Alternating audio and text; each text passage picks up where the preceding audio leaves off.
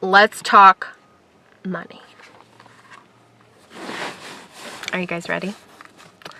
Okay, so first things first, you're gonna have to look at your bank account. I know that sounds scary, and it is scary. Let's stop right here, actually. I don't want to come off and be like, this is what you should do, this is your budget, and nothing like that, because I don't have the qualifications for that, first of all. Mainly, I'm just telling you what works for me, what has worked for me, what hasn't, and how long and how difficult it was to learn everything. Coming from a place of not really understanding the importance of a budget. But if you don't know what you have, then, I mean, it's your money. You spend it, you make it.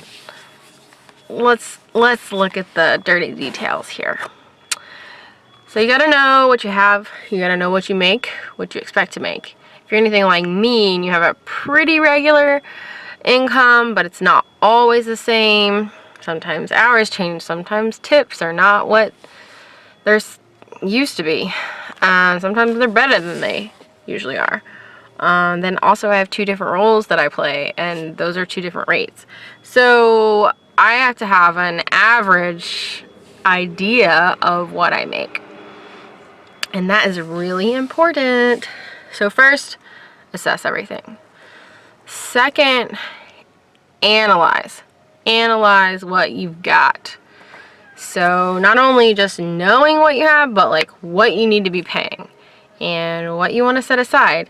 And when in that part, we need to have goals. So for me, I used to just spend and spend and spend.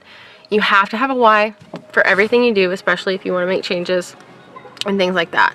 So, similar to time management, knowing your priorities. So, do you like to travel? Or do you not like to travel? Do you like to eat out? Do you like to cook?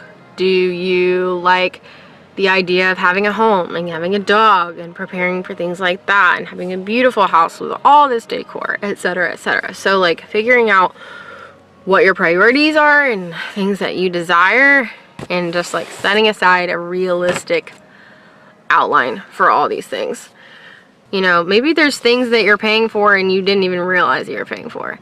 I can tell you 100% that I was paying for a subscription that I realized I was only utilizing the free portion of it.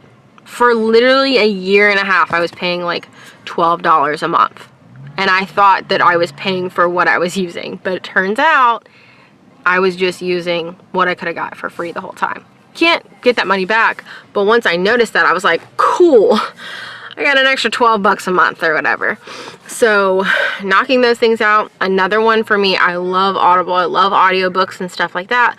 But I'm a very slow reader. Even a slow listener. Like, I'll either listen to something multiple times or I'll just take forever to get through one book. And the thing was, it was sending you one every single month.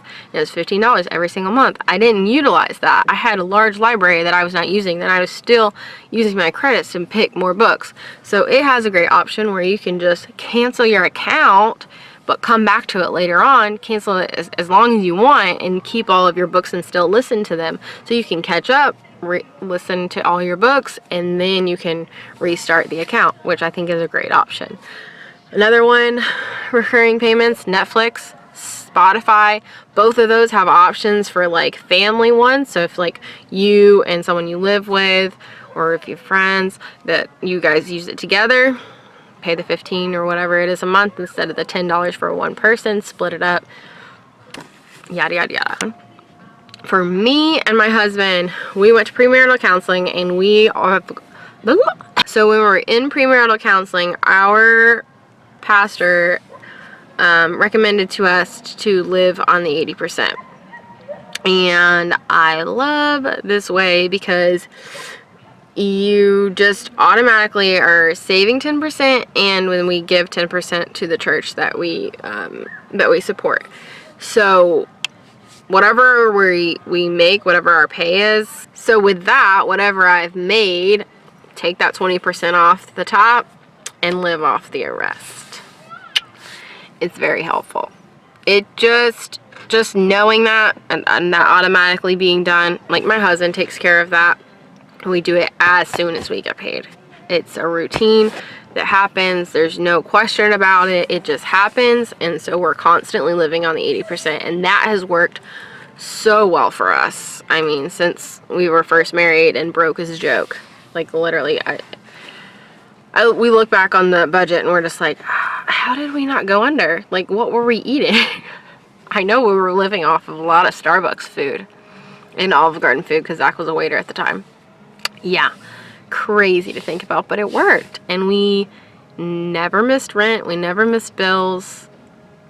That's just what's worked for us. And yeah, I mean, there has to be discipline there. And again, you've got to have that why, and that will keep you going, because there have been times, as good as that has worked for us, when I changed from Starbucks to working at the shop I'm working at now, I started out part-time after being out of work for 5 weeks.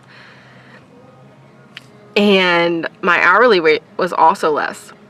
And adjusting to that, I had to have a real talk with myself and reanalyze everything and just really create a budget. And that was about the time I started being very serious about grocery budgeting, because I would just go and I would just buy whatever I wanted, and I would do that with thrifting and shopping, like literally everything. I had a reason and an excuse for everything. So if you don't have a budget, make yourself a budget. You know best.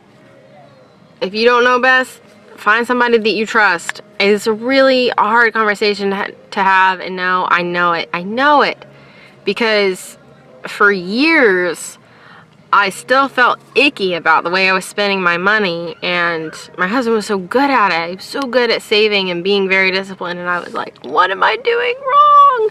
And for me, a lot of it was that growing up I didn't have a lot of money, and the second I got a job I was like, cool, I get to spend all this money.